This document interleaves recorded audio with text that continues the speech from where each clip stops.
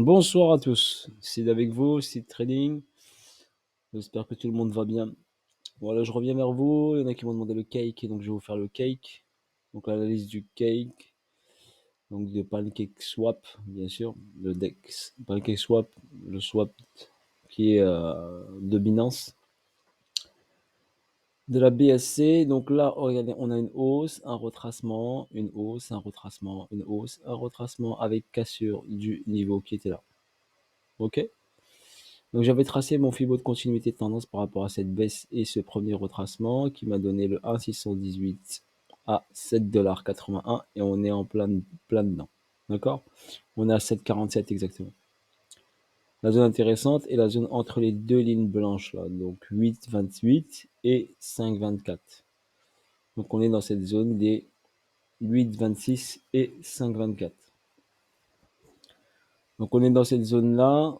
Dites-vous que le cake peut descendre encore, bien sûr. Si je vous dis sur long terme, d'accord, sur le long terme, donc pas tout de suite, là on va, à mon avis, bien sûr, réagir avec une petite hausse. C'est tout à fait normal, tout à fait logique, car nous avons ici une prise de liquidité de ce niveau-là. Vous voyez qui était en attente. Donc ce niveau ici était une liquidité en attente, donc on avait ici une hausse, un retracement sur les niveaux. Ici on a une hausse, un retracement, donc un SC, un ST, et là on est sur le STB. Donc sur une accumulation.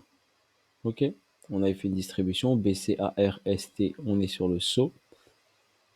Donc il est sur la cumulation. Bien sûr, il va manquer un dernier plus bas. Donc on va avoir une hausse, une réaction haussière, ensuite un dernier plus bas, et ensuite on partira. Donc ce dernier plus bas peut aller très bas, pour votre information. Donc ce dernier plus bas, il pourrait potentiellement atteindre les 20 centimes. J'ai bien dit potentiellement atteindre les 20 centimes. C'est pas une certitude, bien sûr, mais gardez-le en tête qu'il peut atteindre les 20 centimes. Donc là, ici, nous avons ici une hausse verticale ici. Donc je vais aller en weekly, ce sera peut-être un peu mieux. En weekly, je me suis mis en logarithmique pour votre information. Donc en logarithmique ici, j'ai une hausse, un retracement et après une hausse. Ici, j'ai un price delivery, donc un déséquilibre de marché ici, qui n'a jamais été inquiété. Si vous remarquez bien, le cake n'a jamais inquiété ce déséquilibre de marché. Donc regardez, on a des niveaux ici, 3,22, 2 $, 1,16, d'accord, et 0,67, voire 0,47. D'accord? On peut bien sûr revenir sur cette zone. D'accord? Donc vous devez garder en tête que il peut revenir le cake sur cette zone. Si le BTC crache fortement, donc forcément s'il va aller sur une zone très basse de BTC, 17 000 ou 10 000 $ ou un truc comme ça, il risque de revenir dans cette poche de liquidité. De toute façon, il n'est pas loin, donc il peut revenir dans cette poche de liquidité.